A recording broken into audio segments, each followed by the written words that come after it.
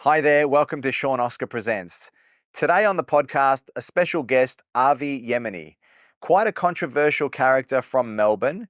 Avi has been in the Israeli army, and I guess he's an advocate for the Jewish side of this Israel-Palestine war. I don't want anyone to watch this and think that I'm taking sides on this. My personal opinion on war is that I really feel it should all stop, and I would love nothing more than for all wars in the world to be over with. I wanted to do this interview with Avi as he had a lot of videos on YouTube and he was quite a controversial character. Some of the stuff that I see is I'm in agreement with. Some of the stuff that I see I'm in disagreement with. But either way, I thought it was a great opportunity to sit down and just ask this guy about his life. It's a pretty simple, straightforward chat. I really just asked questions about what it was like for him growing up, how he got to be who he was, and how he arrived at this position in his life with his viewpoints and his journey to get there. Ultimately, I think it's quite a good interview, and I got caught up in the moment a bit and ran out of time. So it finishes quite abruptly because we didn't really have more than an hour and a half, and I left a lot of questions on the table that I would have loved to have asked him. We did stay out of the whole Israel-Palestine war situation. As I said, I didn't want to be seen as taking sides. There are other people that I have, friends on both sides of this, that I don't want to offend or don't want to get on the wrong side of. I really feel that we need to stop dividing and start coming together. So that's my personal take on this, and I hope you guys can watch this with an open mind. Leave some comments, tell me what you thought. Without any further waiting, let's have a listen to Avi and his story.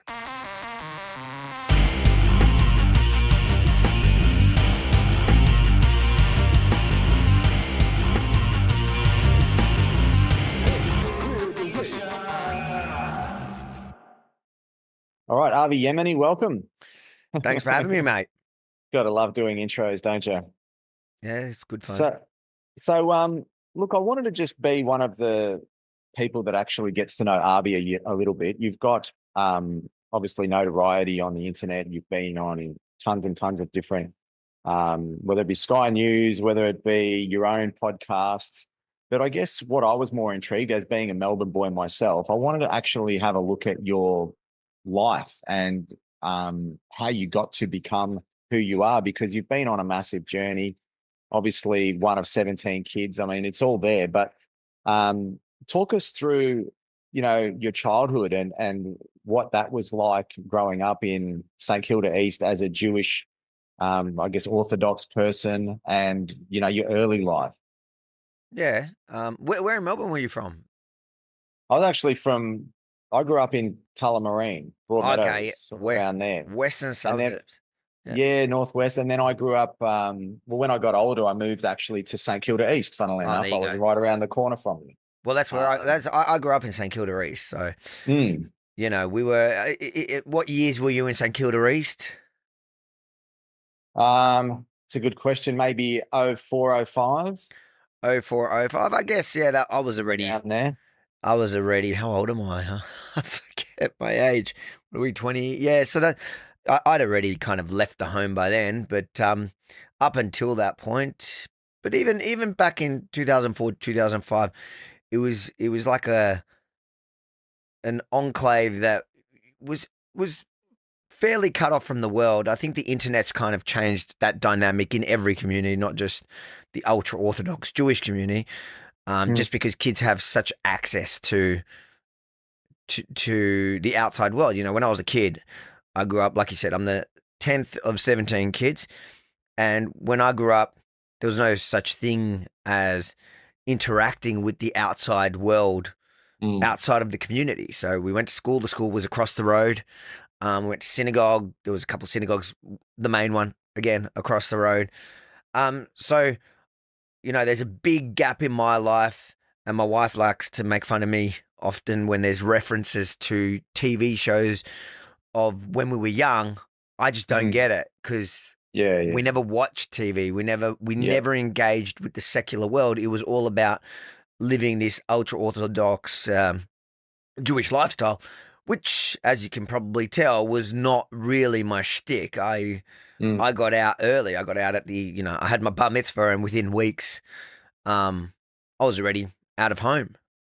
Is that how old are you when you have your bar 13, mitzvah? 13 Right. for boys, bat mitzvahs 12 for Mm. girls because they Yeah, mature right. earlier, apparently. Right. Yeah, well, when I lived in St Kilda East, the first time I ever really noticed a Jewish community in action, it's very prevalent on Friday nights and Saturdays, and you'd see the groups walking around the streets and Yeah. Caulfield around there.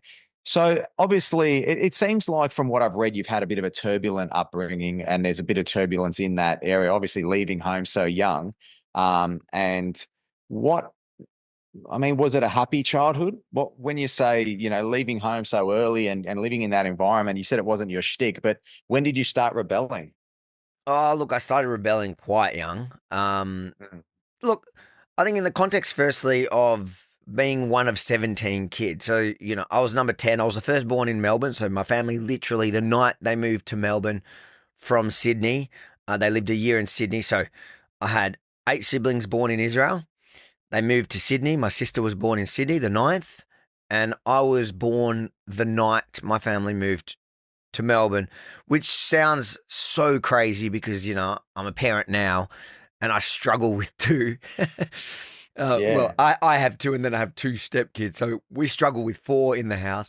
Like it's really, really tough. And to think that not only did they have 9 kids, my mum was obviously 9 months pregnant and they decided to You moved jump to into, yeah, they jumped into, I think so um it would have been 11 people in a 9-seater van. Back in the old days when nobody really, where the laws were generally a guideline. a guideline. Yeah. um, and yeah, and they came to me, and that night, I was born. I really wanted to be a Melbourne boy, anything but Sydney, and yeah. So was it a happy childhood? A bit of both. There was a big part of me.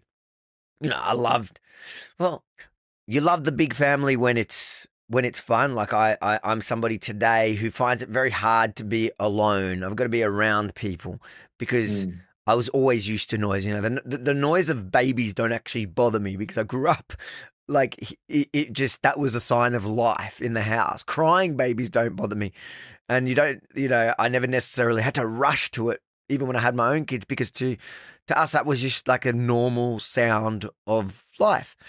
Um, and as Jews, there's a lot of Jewish holidays, and most of them are around celebrating and celebrating. And from the sect that we come from, which is Chabad Lubavitch, that they're very, they drink every weekend. So it's a very celebratory kind of sect within Judaism, which already celebrates a lot. So there was a lot of fun times. There definitely was, Mm. communities important, families important, getting together, enjoying meals, and then there was the parts that I less enjoyed, like the rigid rules, the many rules, and the rules upon rules. Like if you know anything about Judaism, there's 613 foundation laws, but as Jews, there's about 50,000 laws on every law to protect you from breaking the first law. So Right. you know, um, yeah. So and it just gets wilder and wilder, and then there's the different sects obviously have their different customs, and I guess that's probably like most religions. So I didn't enjoy those. I remember even as a young kid, my dream always was to just like I would go to sleep on this fantasy that one day I would just like walk the streets and it's quite sad now to think about it because I would hate for my kids to have a similar thought. But I just dreamt of walking the streets and some random white Aussie family that not even a family, like a couple found me and were like, "Oh, we're going to take you in and you can live a normal Aussie life." And I didn't even know what it Mm. meant because the most I ever interacted with the outside of the Jewish community was when we went on like family holidays to Phillip Island and we stayed in a caravan and it was Christmas time. I remember there was Christmas time and Seeing other people. Yeah, and then there was like these. They would get it was Hanukkah for us, and it was Christmas for them. And we were looking at their like, cool. This was back then when they just started having those laser games, and we are like playing with these kids that were just getting Christmas presents. It was kind of funny to us. Oh, they got Christmas presents because Christmas was kind of naughty for us. But then we had Hanukkah, and they were really intrigued by us lighting the candles. So that was kind of But I always looked at them, and I was like, oh, I wish I had that Mm. regular, Aussie life. Um, but there's a lot of good memories, and yeah, I did look. The first chance I got out. I was like, nah. Mm. And I was given that ultimatum when I was really young. So look, I was naughty. I was a naughty kid. I was a tough kid. I was a hard kid. Like it would be, I would hate to be my parent. Mm. I went through all these stages of attention seeking. I know you look shocked at the idea that I was an attention seeker. Um, but like I used to fake fainting, and like it was crazy. I took my parents, like they had 17 kids, but I think each of the 17 were like probably five standard kids, and I was probably such a handful. I would say I was probably 17 on my own.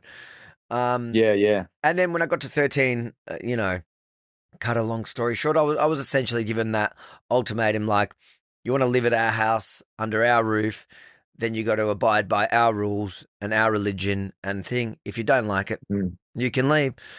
And me being me, I left. And so what did that, when you say you left, it seems like, there's more to it than that, obviously, because when a child decides to leave, obviously you're not going to be just, um, okay, son, you go your way, we'll go ours. Good luck out there. No, no, it And was, obviously there's yeah. a lot of kids in the house, and I mean the family dynamic seems like there would have been a lot of, as with any group, there would have been a lot of, factionalism breaking off, and some people like wanting Avi to stay, some people wanting Avi to leave, a bit of fighting, a bit of bickering, and Look, it was at that time, I think my dad really ruled with an iron mm, fist. Ironically, today he's not even religious anymore. In fact, wow, he's anti-religious, and I take every opportunity I can to remind him point that what out. he put us through Yeah. for his beliefs. And now, you know, he refuses to even go to events that are in religious spaces because he's just so anti it. So it's Mm. like crazy. But um, I don't, I don't think back then. Yeah, there was definitely factions in the family and So where groups, did you but go? How old were you, and where did you go? yeah. So straight up, the first thing I did was I was 13, and I grabbed a couple of things, and I thought, no, well, I'll go sit at a park. And I went to the Mm. local park that I knew, and I spent a couple of nights there until I realized it was unsustainable.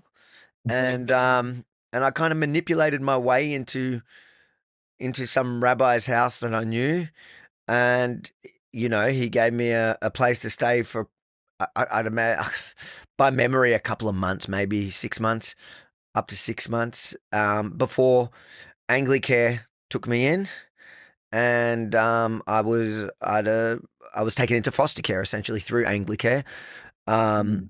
which I'm still pretty close to my foster mother Mm. from back then.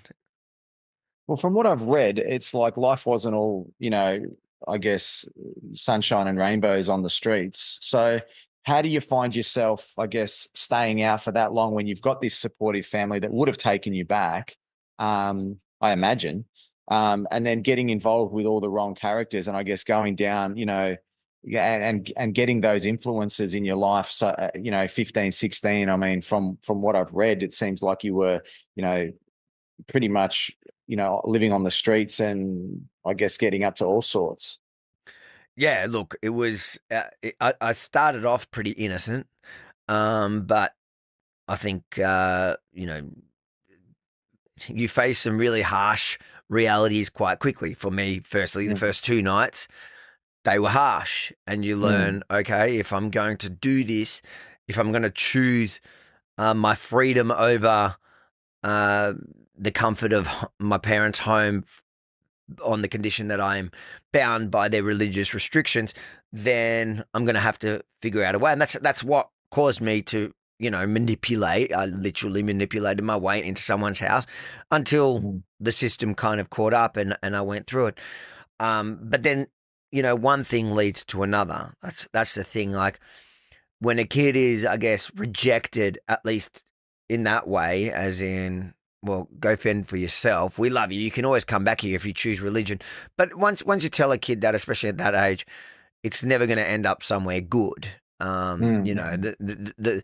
I started making friends, and it was the first time I was making friends outside of the Jewish community. And which friends was I exposed to? Well, it was other kids within this system, either on the street or, at the at the social worker's office or at the different youth things for troubled kids that you were meeting. So I wasn't making the best connections outside of the community when I was first making connections. Mm. Um, yeah. Did So you get locked up or anything, or end yeah. up So in so hospital? Or? so yeah. One thing leads to another. I started doing experimenting on my body with, firstly drinking. I was used, like we already drank even as young kids in our, Mm. it wasn't a problem. You could just walk around the table and grab drinks. And after the adults, it was kind of not an issue back then. But then, I started smoking weed. I started, taking ecstasy and speed and then ice, and then ended up essentially on heroin. Mm. And that was my big battle for much of my teens. Was Mm. once I was addicted to heroin, it was really hard because my whole Yeah. focus on life became about getting my next fix and everything that comes with that, including the crime. Mm. Um, which to sustain a habit like that, especially at 16, Mm. you're pretty much willing to do anything because your sense of my moral compass was a bit skewed anyways, because I Yeah. grew up believing that if you break the Sabbath and you rob somebody, probably breaking the Sabbath is worse. So Mm. um yeah, so I spent much of my teenage years in and out of court. There was a stage in which I tried my very best to get locked up. For one, Mm. the street cred. Two, I was just like, it just makes things easier. And Yeah. when I say I tried to get locked up, like I was on probation, and you would have to sign in 3 times a week at the local police station, and I just wouldn't rock up for 2 months, Mm. and I would come in, I'd be like prepared to go into juvie, and I'd go, all right, I haven't been here for a few months. I breached my bail, and the cops were just Give you like, another chance. yeah, they were just like, yeah, no, that's all right. Just don't do it again. I'll go, I can't make that promise. I probably won't come. And they're like, Yeah. that's all right. Wow. Just do your best. And so, and which is interesting because I look at our youth crime problem at the moment around the country, and you think, I feel like if somebody gave me a kick up the ass, if I had the harsh reality of what, you know, juvenile detention, What you're playing with. yeah, Yeah. what you're playing with, maybe I would have changed my ways earlier. Mm. But I'm like one of the lucky ones. I went through all that, um, and then I got out because a part of me always felt, you know, another thing that'll shock you is I have a lot of belief in myself. Let's put it nicely. Mm. So like I always thought when I looked around, I was hanging around kids that had real messed up childhoods, like that were bashed by their parents or their family, or that they were neglected kids. I knew kids that were prescribed certain types of steroids just because of the brain injuries that they had received as little kids. So like Mm. they were, so I always looked at them and I go, yeah, I'm in the same place as them now, technically, because But different in a way. Yeah. we're both taking drugs. But for me, I always looked at it like this is just a trip. I'm passing by.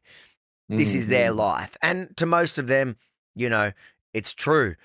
Sure. I think maybe a year and a half ago, I was sitting watching the nightly news with my wife, and then suddenly pops up a story of a fight in, it was around High Street, so Paran area, and and one man had been killed, and I'm like, holy crap, that's Pete.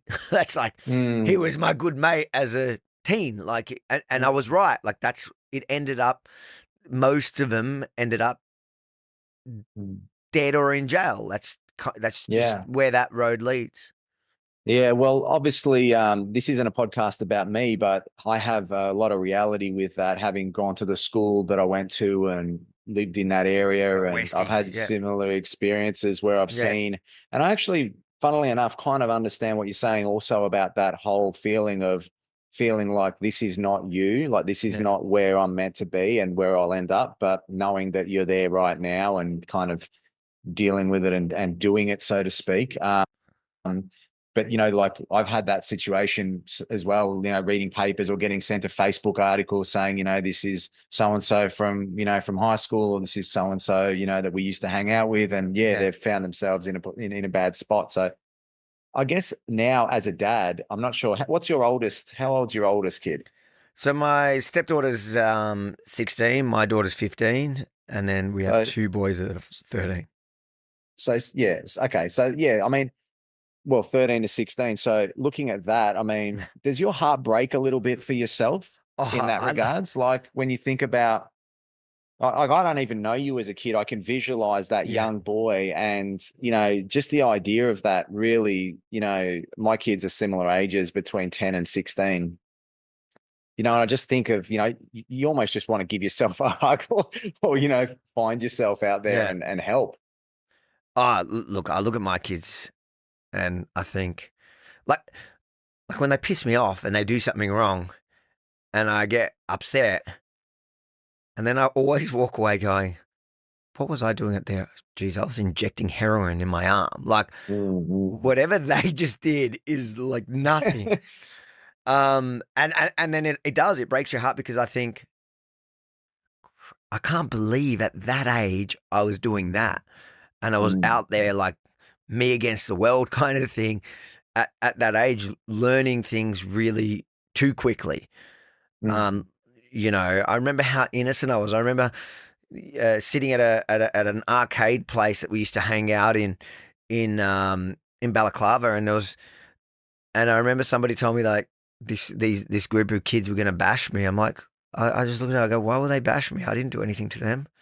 Mm. And that's how innocent I was. I was like, I didn't get that, somebody might just bash you just so that they Just for the elevate their sake of it. name, or Yeah. just just because they're bored, just because they can. And I just didn't get it. I was like, like, I'm I just treat people the way I want to be treated, and then that'll be fine. The world Mm. will work out. But I learned really quickly that's not how the world works. And No. but having said all that, I think the experiences that we go Shaped you. through, Mm. it's what shaped me for sure. There are certain Yeah. parts of my life that I wish I could redo, but I wouldn't be me if I hadn't gone through what I Of went through. course. Was there a pivotal point where you decided to go home? Did something happen, or did you? I What never was went the home. turning point to going to Israel? I think you went Yeah, back at 16 or no. So I went 17. to Israel at like 18, almost Right. 19. I literally signed up to the IDF from rehab. They didn't know it, but I was in rehab, and the social workers were Don't put driving that me on to. the application. No, no. They look. That everyone knew it once I was there. And I lied about a bunch of things so I could get into the unit. I could get into, like, I lied about my injuries because it wouldn't have allowed me in. Um, but that was just like who I was. I was like determined that I'm gonna go to Israel, join this specific, the Golani Brigade, and I'm gonna do the service. And yeah, and I So got it done. what was the, I guess, lead up to that? Why I kind of skipped a couple of years there, but what was the lead up to you saying, and why Israel, and why not just do something in Australia? Oh, look, I did go to the information session for the ADF because I was considering it. But when I sat at they had like this information session, that an open information session, and then they start to go through like requirements, and they start talking about criminal history, and I was like, I just thought, that's too hard. Like, Yeah. I can't even be bothered trying to I did not look good on paper, let's just say.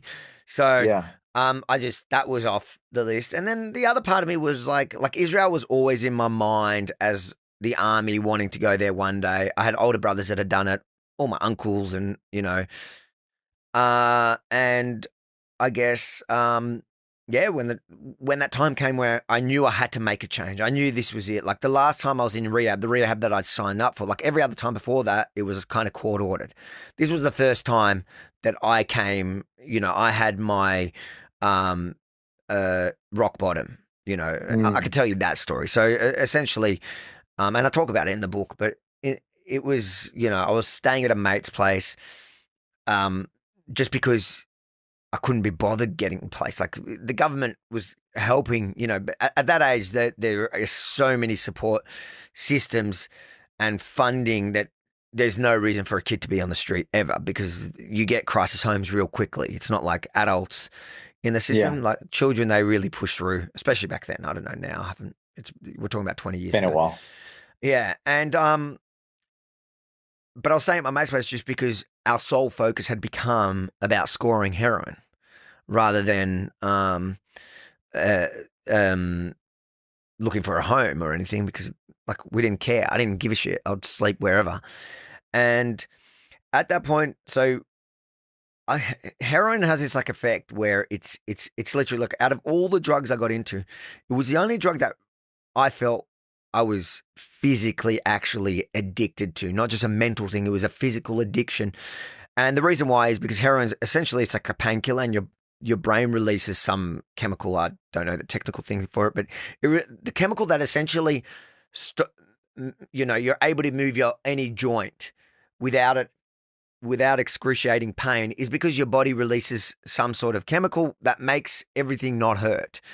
So it's like a natural painkiller that lets you live. Now, as soon as you start taking like morphine, heroin, anything from that family, suddenly your brain stops producing it because it's gone. So at first you get these highs because, you got this Mm. overload of it. And then your brain stops producing it because it's like, oh, man, there's too much of this. And that's why your tolerance goes up. So you got to take way more to even get the high. And then at some point, what happens is you literally are in excruciating pain. It's like having, I've always described it as the worst flu you've ever had, you know, times that feeling times 10 Mm. times 100. What they promised us COVID was. That's what it was. It was no, look, I had a bad bout of COVID. It was bad, right? But that was way worse. And then what happens is when you're fully addicted, just having that taste of heroin, it just brings you back to normal. And that becomes the high. The high is like, just imagine you're so sick and in pain, and you go to the doctor at the worst, like your worst flu, you go to the doctor and he gives you an injection, and immediately you feel better. Mm. That's the high. The high, that it was the most The amazing high thing. is normality. Yeah. Yeah. And Wow.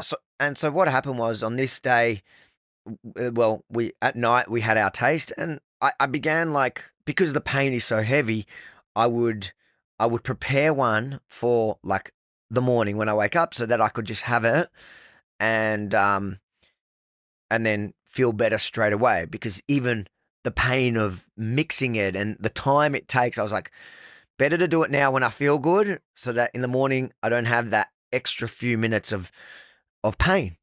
And Sure. in the morning, I was sleeping on my friend's bed with him. That's how much I just didn't care. And then in the morning, I woke up and I was, of course, in pain. And I literally crawled from the bed to the table in which I'd left it, on the coffee table. And it's probably like, I don't know, 3 meters, 4 meters, 5 meters. I don't know, not very far. And I crawled, and it felt like hours. Like, I don't know how long till today. I don't actually know. I couldn't give you an accurate amount of time it took me to get there. It could have been a minute. I don't know. It felt like hours. I got there, and I remember, and I did it, and I just felt okay. And I just sat there and I thought, nah, that's like, I've become the thing I always said I wouldn't, the thing I always looked down on. I'm that junkie that is just, the drug has a hold of me. So it was probably, it was probably 2-3 blocks from my parents' house. And I just walked there. I hadn't seen him probably in a year at that stage. I was only a couple of blocks away, but I hadn't seen him for probably about a year.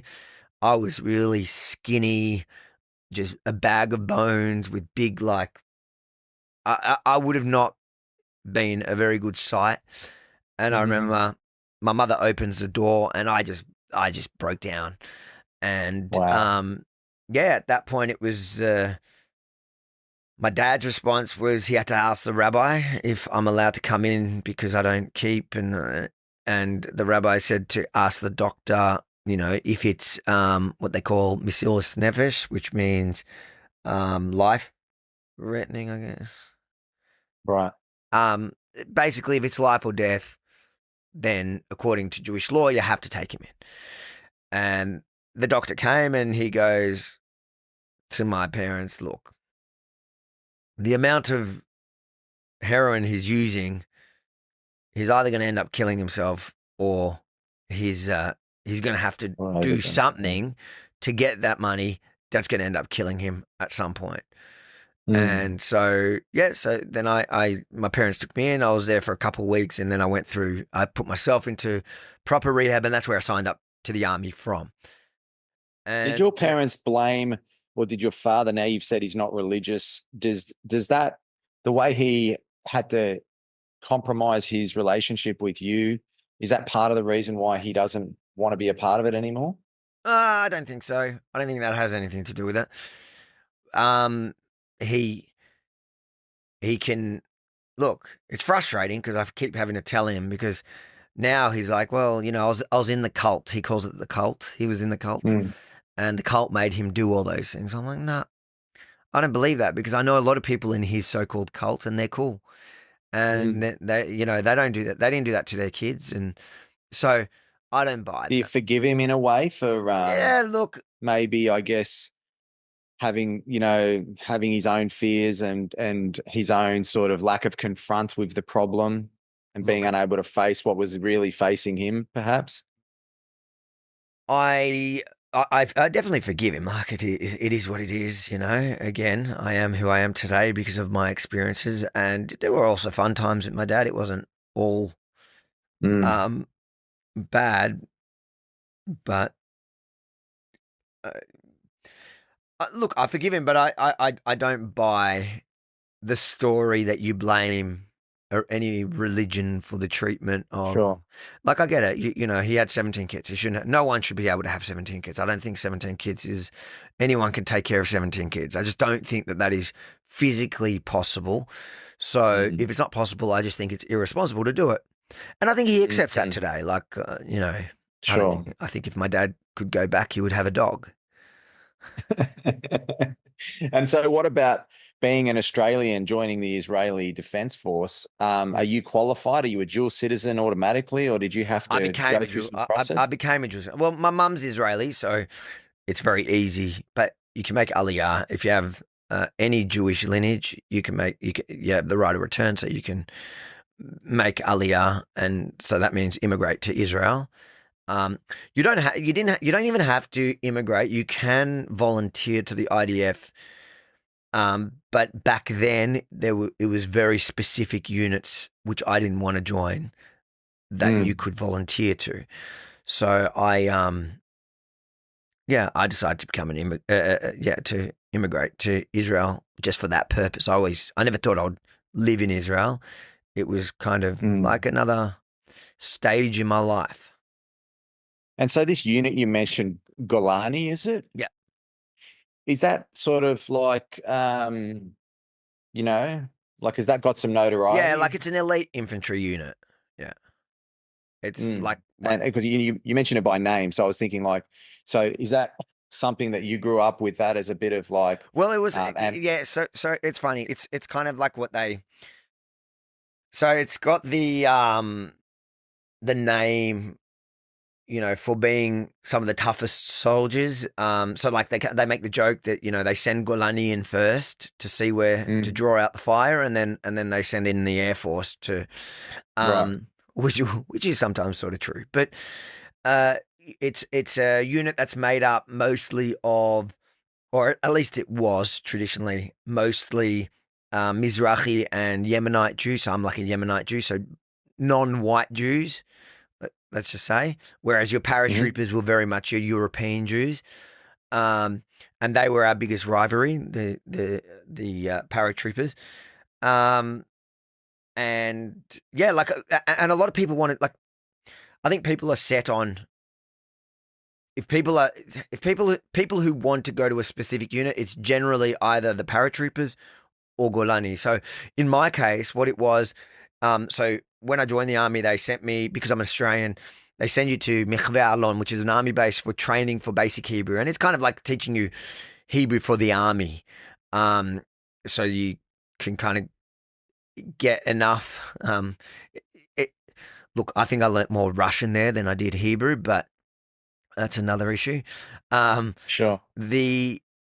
And so I did 3 months on that base, and towards the end of it, they send basically the it's like the recruitment unit comes down and basically sits with every soldier. Like towards the end, so you're about to finish your 3 months there. So now they're going to kind of put you into your actual units to join the regular army, and they basically sit there and they tell you, can you please list, 1 to 3, what unit do you want to be in? Well, firstly, like, do you want to be in a combat unit? Yep. Okay. Now list 1 to 3, what combat unit? And so I just put 1 Golani, 2 Golani, 3 Golani. And they go, you got to put 3 different things. Yeah. things, so that if you can't get in the first one, we can try get you in the second one. I go, mate, if the bus that pulls up, because there's buses that then at the end of it would come, and then everyone's divided into their thing. Okay, if the bus comes and it doesn't say Golani on the window, because they would have a sticker which unit. Okay, if it doesn't have Golani on the window, I'm not getting on that bus. And he goes, do you realize that if you disobey, you go to jail? I go, hey, listen, mate, I traveled all across the world to go to Golani. You think you scare me with your jail? Like, I go to them, I'll give you 2 options, Golani or jail. It's up to you. You choose. Yeah. And the funny thing is, in my class at that time, so there was about 20 of us that selected Golani, and I was the only one that got in. So, oh, wow. Yeah. So everyone else, and then most of them just went to whichever units they went to. And then there was a couple of people that did go to jail. So you go to jail. Usually it ends up being, you go to jail for 1, mahzor is like one round. I don't know what the technical term would be in English, but till the next recruitment. Yeah. So which ends up being 12 weeks. So you go to jail for 12 weeks, and that jail time, so it's military jail, but that jail time you have to make up. So it gets added to your 3 years at the end. And so anyone that kind of does that, generally they'll get in the next round, because the army does want it. And if you're going to show that, first they throw you in jail, and if after a few days you go, all right, send me to whatever unit, then you go to the other unit. But if you hold out, they'll generally put you into that unit. And because that unit is also known for like being, it is the more troublesome kids, let's call it. It's they almost like even my way of telling them 1, 2, 3 is Golani. They're like, that is perfect for Golani. Yeah, that's the style of crew. That's I the style. understand. Yeah. So with your IDF time, you did your 3 years, just under, right? But yeah, just and under. So I was a bit older. I guess with Golani, I saw there's a photo on the internet with you. Did you actually get to meet Netanyahu? No. Is that just like what photo? I don't know. Is there a photo of you in that? Is that you in the background, or is it just a guy that looks like you? Of what? I don't know. I'll see if I can show it to you. I'm not sure. No, I've never met Netanyahu. Did he never come to your Did he never come to your base? No. Your base? But in my time, it wasn't. I don't think. I think Netanyahu was. Maybe this guy looks Sharon exactly like you. When I was in the army, it was Ariel Sharon, I think, was the prime minister in the beginning of my service. I don't know when the So there's no photo of you on the internet with the Golani crew. with Golani crew. With Golani crew, there might be, but not Nah, this not is with. not you. I've just now sort of looked at it and gone, Ah, okay, no, it's just a guy that now you're going to say, I can't believe you think that looks like me. ah, I'll email it to you. Don't worry. ah. You can check it.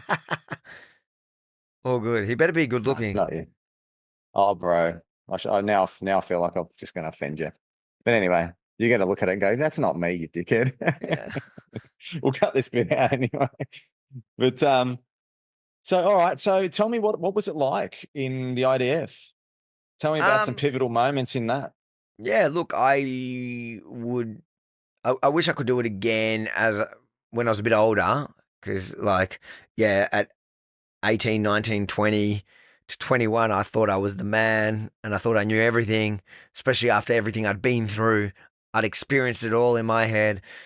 Yeah. But really, I was as naive, and also I was just like, I was still in a naughty stage, maybe not as naughty as I was a year or so before that. Mm. So I wish but the thing is, the Israeli army is not a professional army, so it's very different. Mm. Like, we trained with the American Marines a lot or whatever, and you could see the difference. The difference was Right. like discipline Structure. and structure was completely different. Like for us, we would call it, like, the base was what we would call a shchuna, which means like the hood.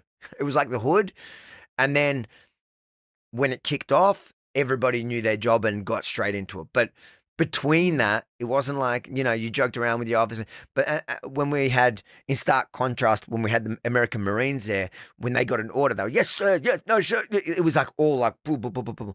For us, it wasn't like it's like that in basic training, but outside of basic training. But even that, I managed to make jokes. Like, I got banned. Sure. I got banned from doing a lot of things just because I would make people laugh at the wrong times. Sure. Yeah. Well, What'd you say? I would have thought the IDF was like not like that. I mean, they've got a reputation now being like the surgical precision military operation. So they are. So that's what I'm saying too. So in between jobs, it's chill. It's the boys. It's like, but then when there is a mission, everybody knows their job. Everybody jumps into gear. And the special forces are like unbelievable, the kind of work that they do. You just look at the recovery, the mission the other day, just in Gaza, the hostages, are releasing of 4 hostages like that. You don't see that in any military around the world these days. They yeah, go. Sorry. I'd say that they've also dropped the ball in recent times. I think October 7 is the best example of that. Yes, but as a whole, it's an amazing experience, and I think that one of the things that we lack here in Australia is conscription. I think it changes. I think it takes boys and girls and it makes them have a sense of pride and national pride, nationalistic pride, and also they grow up, with a little bit of discipline. So it kind of, it doesn't make there are a lot of bad Israelis. So I wouldn't say it doesn't turn you into a man, but it certainly gives you tools to become a man quite quickly after the army. I think that you can walk out of the army. Usually people take a year off and they just let loose because they've gone from high school to the army. Then they take a year off, and then most people are like productive in life. And I think that in Australia we miss out on that because we don't have any of those. We don't have the sense of nationalistic pride. There's not a lot of discipline in Australian youth and kids and adults. I mean, there's really nothing that really, do you feel that, like, on a personal level, it put you on the right track after everything you'd been through?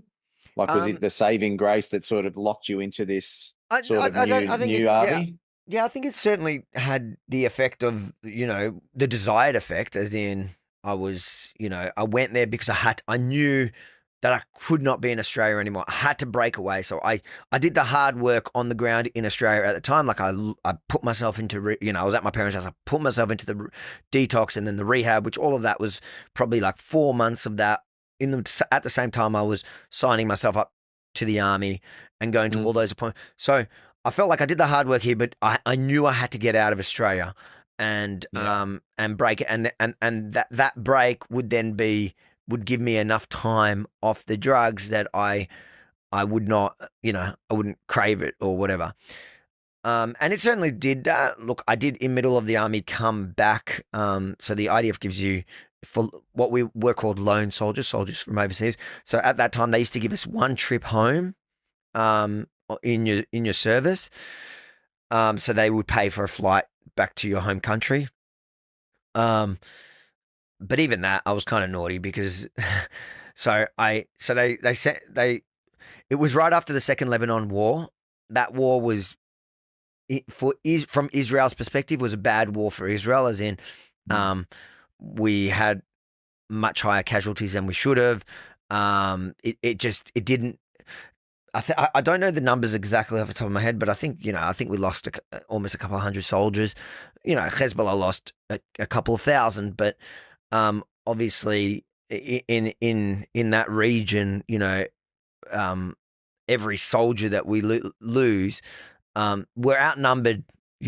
I'm taking wild guess. I'd say 100 to 1. So for every soldier we lose, it's like they need to lose 10. Otherwise Sure. they'll annihilate the IDF just off sheer numbers.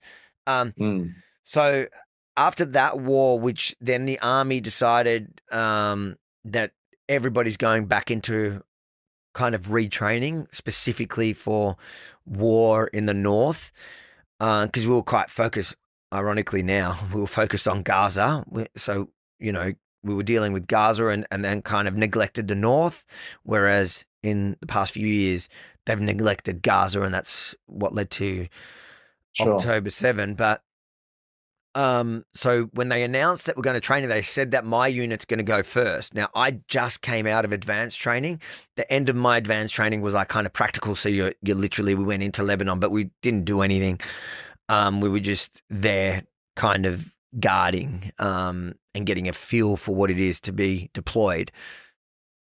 And then they announced that we're going straight back into training for 4 months. And I was like, hell no. I am not going. I just did. So, we did 9 months of training, and now you want to tell me when I was going to get deployed. And now, so I said, I want to take my really, it's a 2-week break, back to your home country. I go, I want to take my break now. And they said, no, you have to go after the training. I go, mate, I'm not going after the training, because after the training, that's when we get deployed. And that's the part I want to do. So you want me to go to do more training now and then miss my deployment? No. And then they, I had a little bit of a battle there, and I won it, and they agreed to let me go. And I came to Australia, and that was a 2-week break, but I knew that I could message the consulate and get an added 2 weeks quite easily. Sure. So I got an added 2 weeks.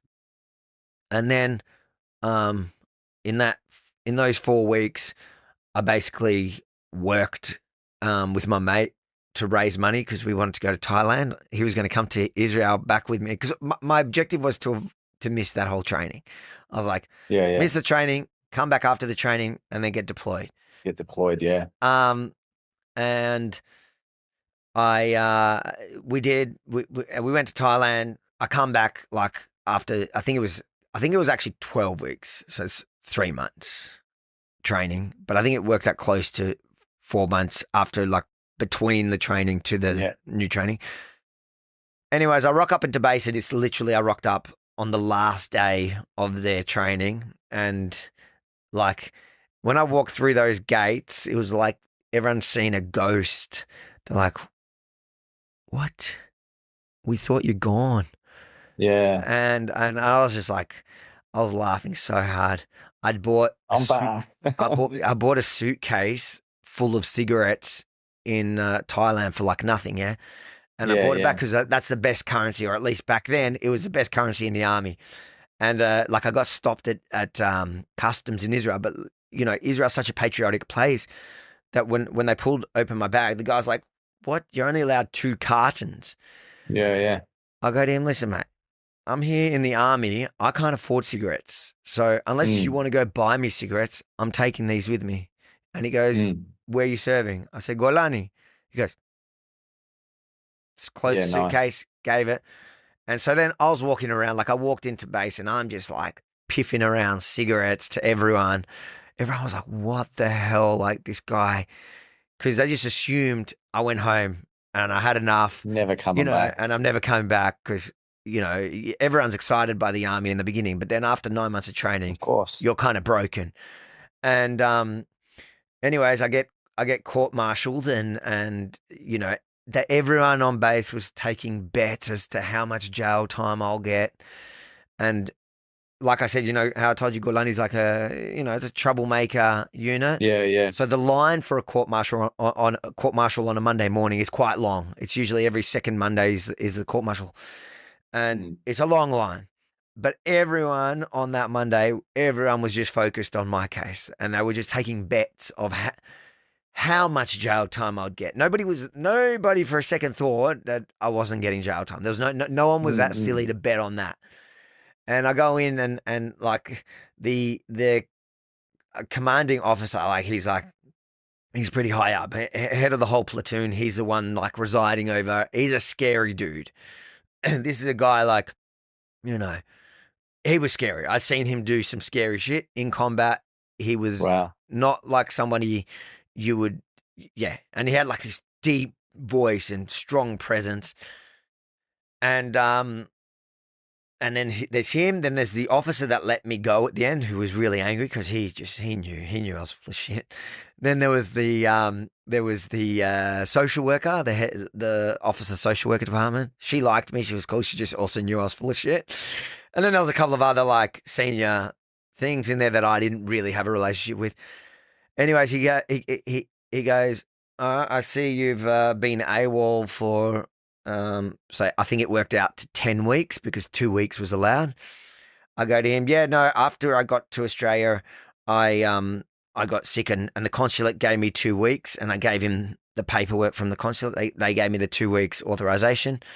He goes, okay, so what about the The other eight rest. weeks? Yeah. I go, so what happened was, um, I flew to, I jumped on a flight and in Thailand, I got really, really sick. I couldn't board my second flight.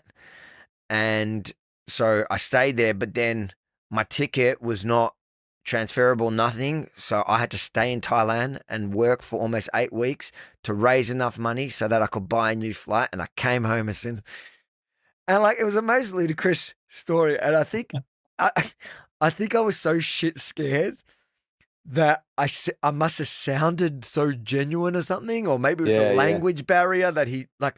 I don't know what it was, but he turned like he looks up and he goes, "I want to thank you for coming back and for your service." Like the the nicest thing this guy has ever said in his life for sure. And I just I walk out and like everybody's like, "No, no, what did you get?" And I'm just like. And Wow. a big zero, and everyone's like, "No bullshit, what?" And then like a few minutes later, the social worker kind of walks out, and like I walk with her. She goes, "Avi, Lucky boy. you are so full of shit. That was incredible." I was like, yeah. So look, I was naughty. I was troubled. But I had Did you get deployed? yeah. So most of my service was Gaza. So I actually Yeah. know Gaza pretty well. In fact, on October 7, the Kfar Aza, which is the spot in which they came in and they butchered all the soldiers, that was my base. That was where I was Wow. stationed most of my service. And it's crazy for me to watch it because I think when I worked there was no way October 7 was even possible.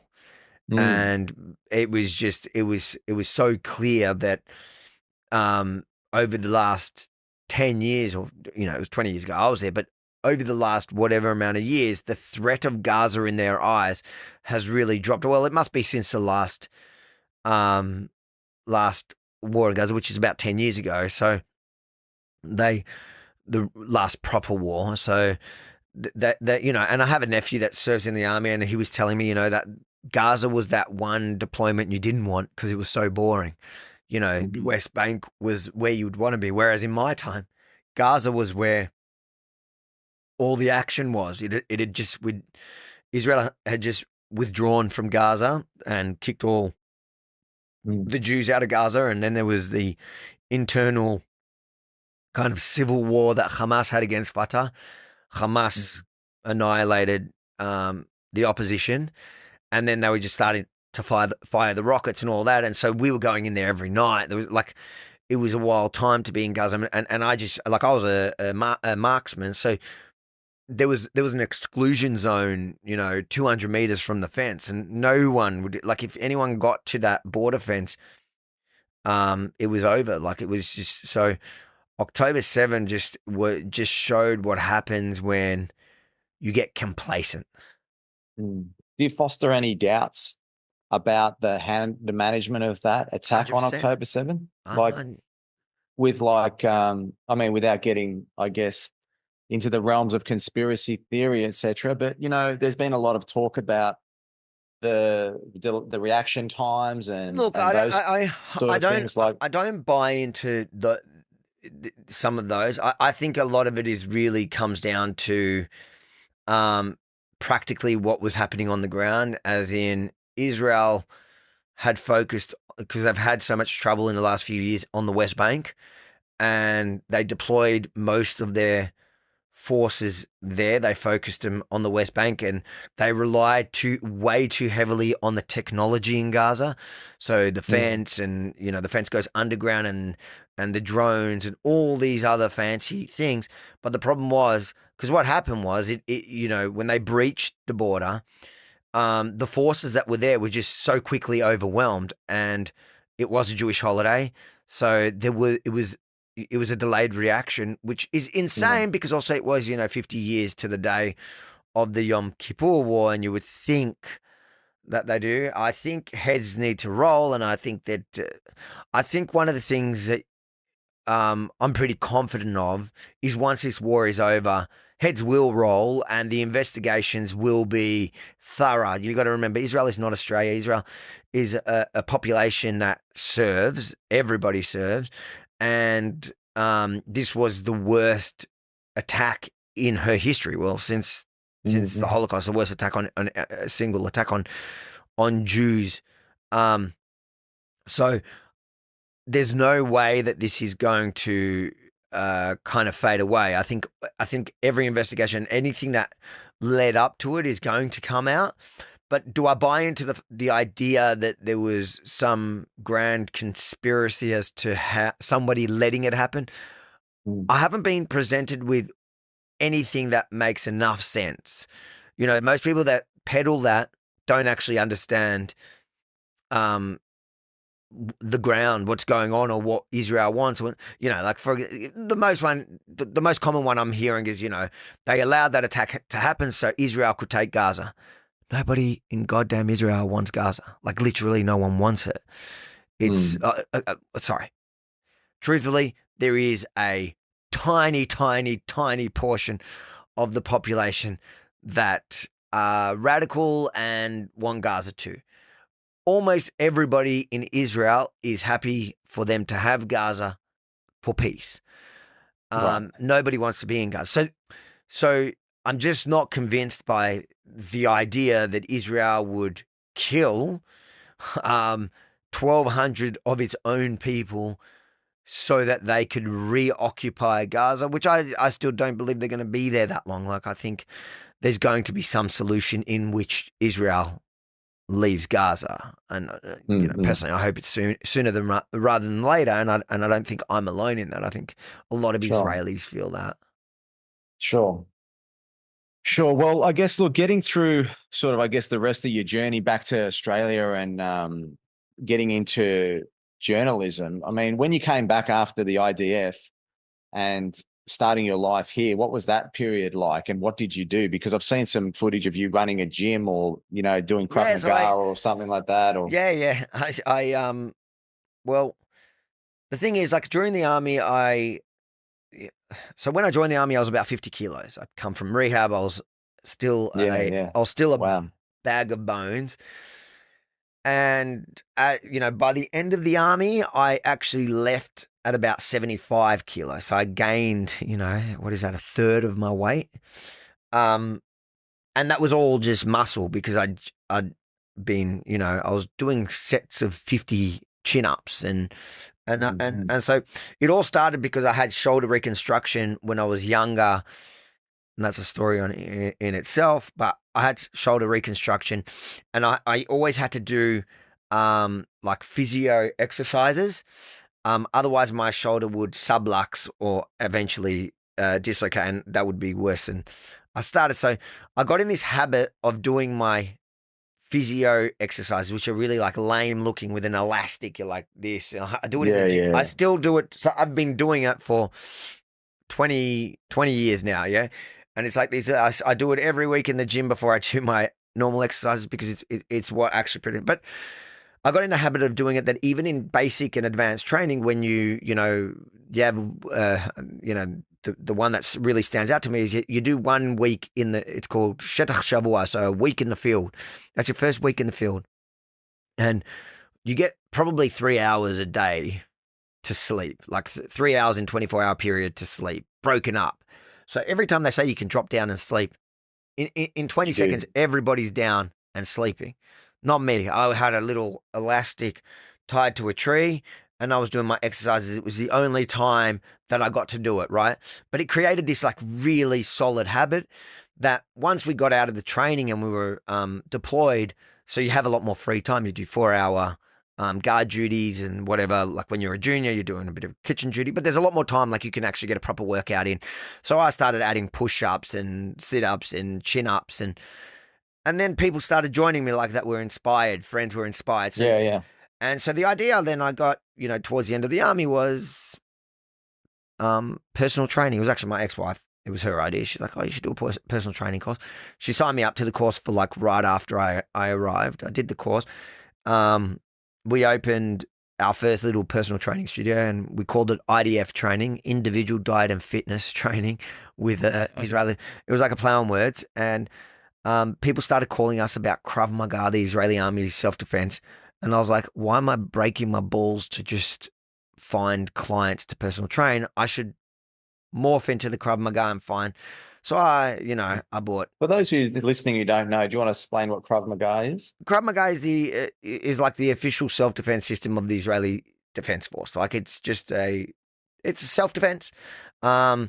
It's like, it's probably one of the most respected ones, but it's like dirty fighting. It's not for cages. It's for street and it's for survival. It's not. Does it actually translate to anything, Krav Maga? Krav means fight. Maga is touch. Right. It's like contact combat. That's what. Yeah, I always thought of it as a ground fighting sort of style. No. It's got it's got a bit of everything, but it's like MMA for the street, not. It's very respected as a martial art. I don't think you'd call it a martial art, but as a defense it's more of like a system, self-defense, and then there's like the elements of the the gun training and all that. So I started the gym. I bought a trainer over, and it really grew. I hated every day of it though. It was a lot of work, and also in that industry, it's like ask any business owner. The hardest part is staff. Then compound that with staff that are that have ego, like martial artists and gym people. It was horrible, but we grew it up to be one of the most successful things. And alongside that, I was in a really toxic relationship that my detractors love to pretend like they know a lot about. You probably often heard them defaming me based on. I didn't want to get into that on this, but now that we're here, give us the 30-second wrap on that, because I find it to be like it's all on my silly. I talk about it in my book. I think we have a major problem in Australia, as in our system rewards like that. It rewards vindictive ex-wives. It does, especially when there's kids involved. Right. I have to be careful what I say because there's still Yeah. Say what you want to say, and there are legal don't, rules. But yeah, of course. but this is what I say, and you know, like I wrote it. I did write in my book. I had to get it like all approved because it's not worth going to jail for. But look, I was in a really toxic relationship for 10 years. I was married, and I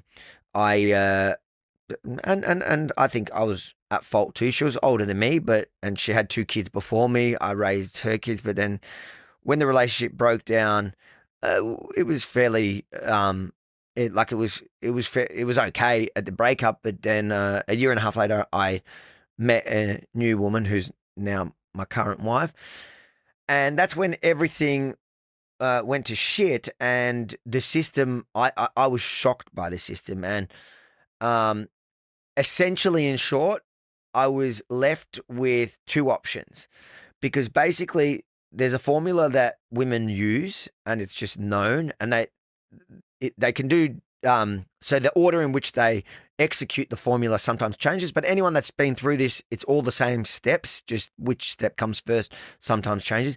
But essentially what ended up happening with me is I was left with so I was left with an ultimatum, which was if I want to see my kids. So the courts won't give you your kids if you have open domestic violence matters. So if you have an open matter, and no matter what it is, they can't even look at what the allegations are. It doesn't matter if there's an open domestic violence. So I was told basically you have 2 options. Option 1 is plead guilty to a crime you did not commit, which was that I threw a chopping board that hit my ex-wife. It wasn't even that I threw it at her, that I threw a chopping board that hit her, and it's a common assault. It was like a fine. It's the lowest. It's not even an indictable. It's a summary offense. The lowest offense you can get. And that I sent mean text messages throughout our 10-year marriage, and you know, things like "you piece of shit" and you know, some harsh words. But I dare say, if you check most married people in Australia who have been married for 10 years, I think you'll find some pretty harsh. But so you're not denying the text messages. The text messages, no, not denying those. But that's not that's not what my detractors ever talk about. The text messages, which in fact was a much more serious offence because that's a federal offence. So that's using a communication device to harass. Like that's a federal offence. So that was way worse, but that's the one they don't talk about because it doesn't sound sexy. It doesn't sound like Avi bashed his ex-wife, which I never got. Yeah. That's what they say. I bashed my. So I was given this ultimatum that I can fight to clear my name and not see my kids in the interim. So that could take 2 years. And if justice prevails, which it probably would have, but after 2 years, then I could have fought to see my kids, right?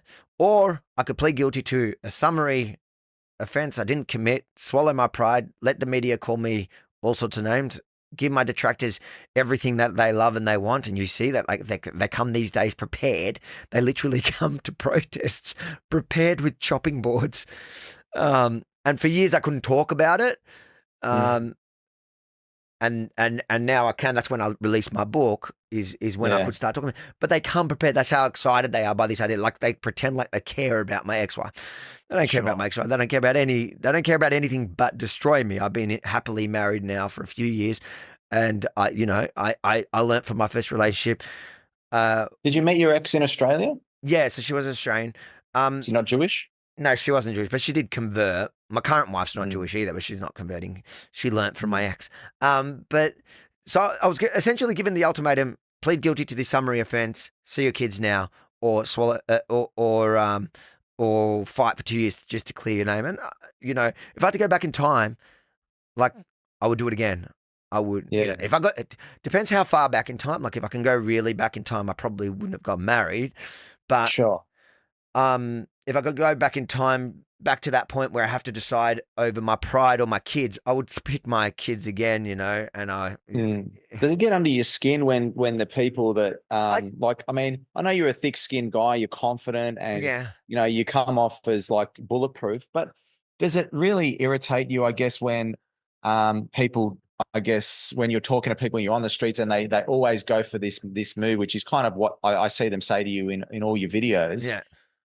Do you want to, like, on a personal level, do you feel like Look, I'll tell you wanting the to truth. explain yourself, or does it Well, upset you still? Or well, for a few years when I wasn't legally able to respond, it was hard. It was Mm, hard because people took my silence as kind of an admission of guilt. And I'm talking about even my followers. I used to see them fighting in the comments, trying to defend me, not knowing the truth, but I just wasn't allowed to speak about it.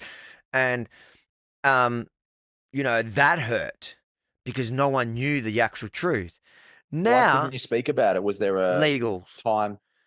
So until it was finished, I you couldn't can't really speak. say why because Okay, that itself would get, but that's fine. but legally I couldn't talk about it. So Sure. so when I wrote my book I kind of dropped in response to that. It was that I was finally allowed to talk about it as much as I can talk about it now, which is kind of what Sure. I'm telling you now. But for a couple of years, look, all I can say is if you know anyone that's been through it, they could probably tell you why. I just can't tell you why because Sure. that formula exists. But I'll also say this: I'm going to start working in that space a bit more. And when people follow, not about my story, but just about the general problem in Australia that we have and the formula that women use in it, and then you'd understand why. You know what? You understand a few things, including the suicide rates of men in Australia, because Mm, I can tell you now that if I didn't have my current wife, who's been my rock through all of that, like through everything, but through that, where I've, even my worst days on drugs didn't match the pain I felt when I lost my kids and was being suddenly uh, called the one most horrible thing in the world. Like, well, there's not many things worse than being a woman basher, like a pedophile, maybe. Yeah, that's worse. yeah, yeah. But those are the two worst things. Like, imagine that. And I think she even at one point tried to say that, like, tried to allude to that as well. So that there is a formula in which vindictive women can follow, and you know in this case, at the end of the day, I'm probably one of the lucky ones. One, I'm alive. I have a support network. Like I'm happily married now, where I have the best woman in the world that has my back and helped me through it. So I survived it, but also I went through the steps, through the motions, and I came out on top as I got my kids back and all that. So, but many men are not as lucky. Sure. What's your response to women who will watch this and say that there's a massive problem with men's violence against women, and bring that side of the argument up? So I'll say two things. I'll say I absolutely agree. There are many bad men in this world. I'm not denying that. But I think one, the unwillingness to also look at the other side as, so I'll give you examples. Like our system has the pendulum has swung so far the other way that it's you go into any courts, go to any magistrate's court near you and go sit there and you'll see intervention order, intervention order, intervention order between relation. Now, everyone will get approved when a woman comes in because no court wants to be, no magistrate wants to be that magistrate that refused an intervention order to a woman who's claiming domestic violence. They don't have to prove anything, just claiming it. So, and that's the start of everything for many men. Now, many men, like I personally signed up for a men's behavioral change program, which is the number one funded, government funded, well, government taxpayer funded thing to combat violence against women, right? So it's a men's behavioral change course, and you sit in there, you walk in there, you fill in the form. Only one of or two of the things on this list, they make you fill out it's like a 1 to 5 rate, all these things, 1 to 5 in describing yourself, like things you did to your ex or your partner, whatever it is. And then when you finish it, so out of that list, maybe one or two, maybe two were physical violence. The rest of it was like emotional, financial, mostly emotional, and I feel that out. Example. Just give me an example. Like, All right, I'll give you the perfect example. I'm just trying to think if I'm legally allowed to give it to you. So the perfect example would be family alienation. Yeah.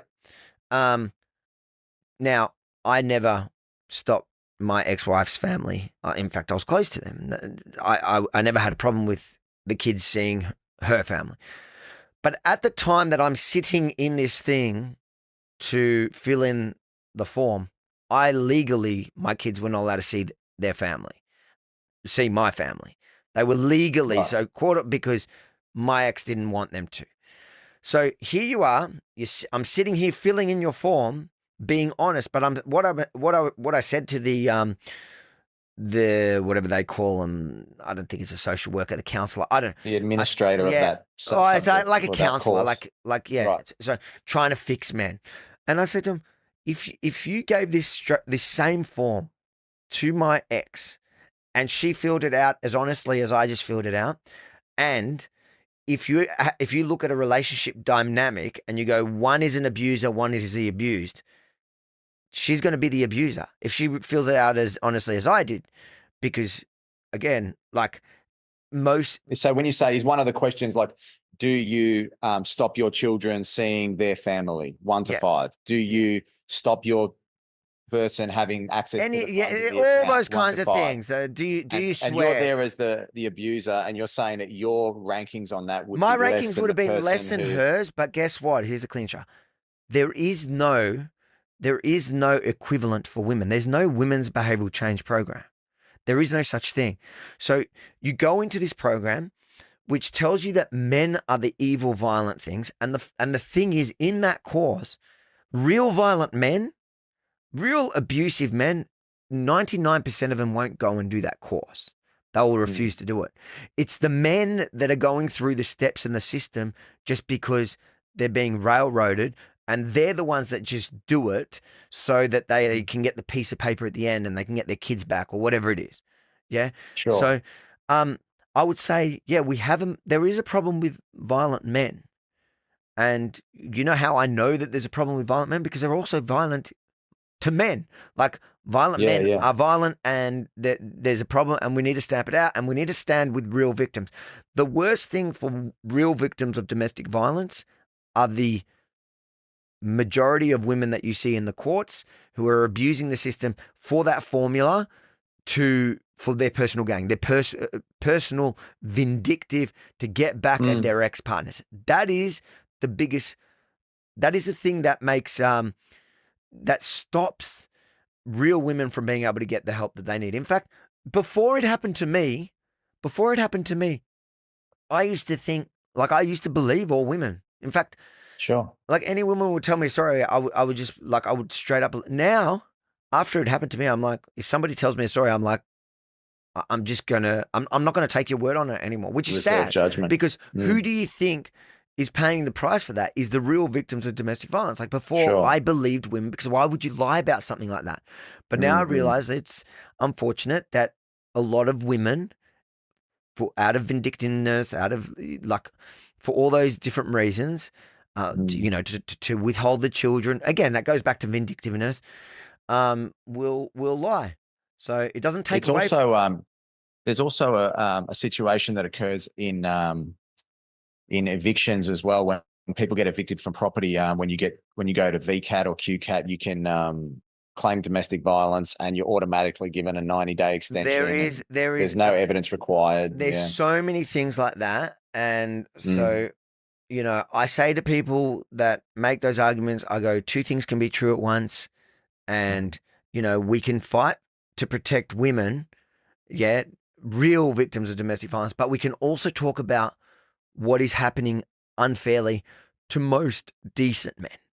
And that's the point, is that they're turning decent men into evil monsters that they're not, and you're guilty until you're proven innocent, until you can prove yourself innocent. It's backwards, and usually the children are used as pawns, and so it destroys a man both in the fact of being wrongly accused of horrific crimes, and then at the same time not being allowed to see their own kids.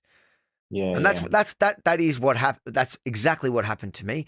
And Mm. now when they do that to me at protests or whatever, I flip it around and I use it as an opportunity to promote my book, rebelfromthestart.com. Go read it for yourself. Do you have you I fixed your think relationship? I've got another interview in a minute, so I feel like we might Okay, have to. sure, sure. Have you been able to repair your relationship with your kids? Yeah, yeah. Look, like I said, I'm lucky. I'm one of the lucky ones. I'm not going to sit here and cry about my experience. I think the hardest part about my experience than the average experience is that mine became a lot more public because the media loved it. They were able to run a headline. Avi Yemini pleads guilty to Yeah, yeah. assaulting ex-wife. The best headline for the mainstream media that hated me, and my detractors jumped on that. They didn't even read the story. Even if you read the original stories from the mainstream media that said that, nowhere in their story does it say I was a woman basher ever, because Mm, that's not what I was ever charged for. I was charged and pled guilty, even though I didn't do it, to throwing a chopping board mm, that hit my ex-wife. It doesn't mm. even say that at my ex-wife, because Right. I didn't even plead guilty to that. Sure, sure. Okay.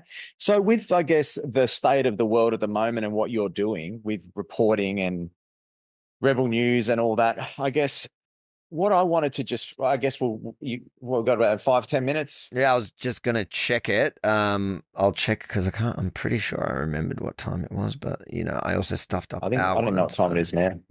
Uh, It's 1:20 now. no, I'm just checking 1:23. what time that one was scheduled for. Jeez, I got too many emails. Jeez, what's it? Oh,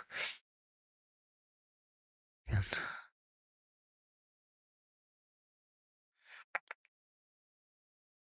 Yeah, it's actually in like 5 minutes. So, Okay. Well, all right. Well, look, I think we've done I guess we've done an hour and 20. yeah, we've done You're an gonna put hour and people 20. to sleep.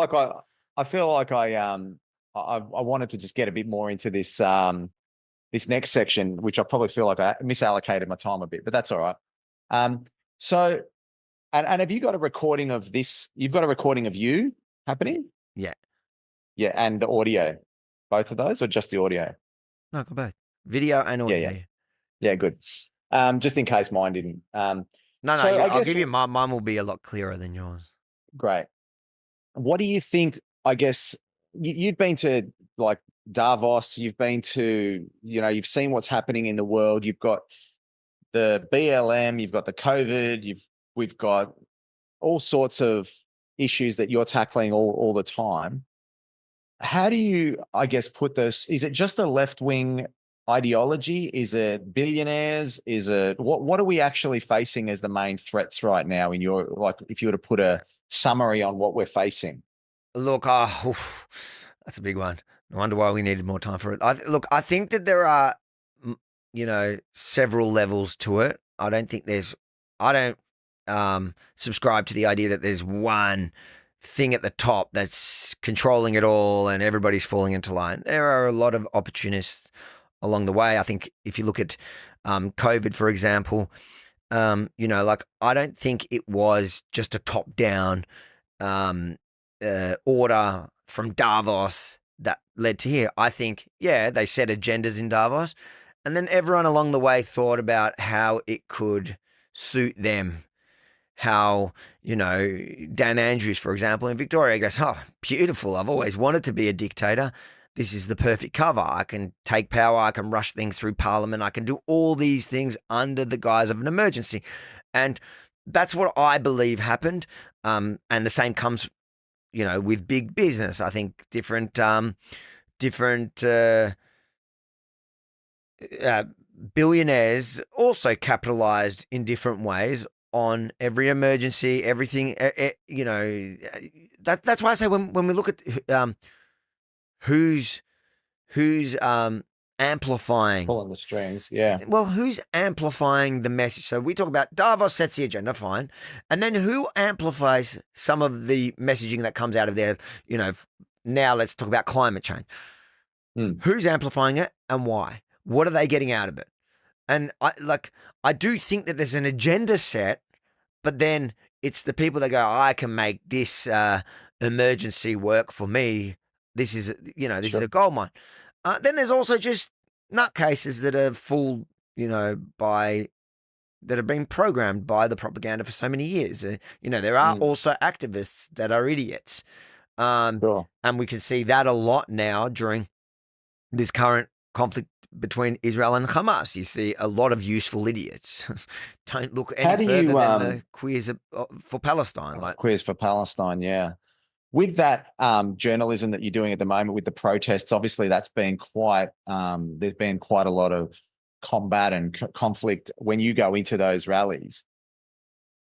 What do you think is the solution to this? Like, obviously you said before about Israel hopefully not being there. Is this a matter of sort of Israel saying enough's enough, or is it a matter of Gaza or Palestinians and Iran sort of turning the heat down? What would you like to see happen to resolve this issue? I think Israel cannot accept, and it looks like they're not going to accept a return of Hamas, because what they learned on October 7 is, and after October 7, in fact, when the official said, we're going to do it again and again and again. So Hamas needs to, Israel winning it really is decapitating Hamas, stopping them from being able to govern again in Gaza. And hopefully it's somebody who really wants a future for the Palestinian people and does everything in the interest of building a better life for the Palestinian people, not focused on destroying their neighboring Israel. That's it. So how that's so what do you say to the protesters when they're saying that the Israelis are calling for genocide and they're getting in frantic about this stuff? If Israel wanted to genocide Gaza, they could drop a bomb. Like that idea is so ludicrous. It's just you got to look at who again is making that statement. So there's obviously those from the Arab world. Even on our streets, you see like a lot of the Islamic community, the Arab community that come out of march.